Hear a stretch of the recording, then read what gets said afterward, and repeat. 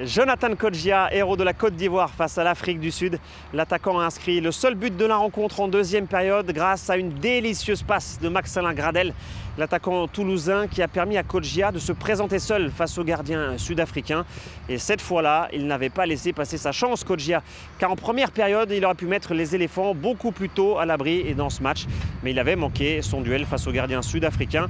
Heureusement pour les éléphants, il s'est donc rattrapé en seconde période.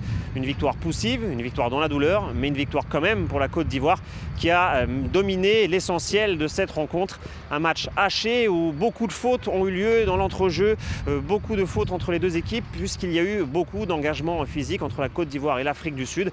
Côté Bafana, il y a bien eu quelques intentions de développer du jeu, mais les Sud-Africains ont été inefficaces dans le camp ivoirien. Ils n'ont pas réussi à avoir cette dernière passe, cette passe qui permet de créer des situations dangereuses. L'Afrique du Sud qui perd donc un joker dans ce groupe D. En revanche, la Côte d'Ivoire peut envisager la suite de la compétition de façon plus sereine.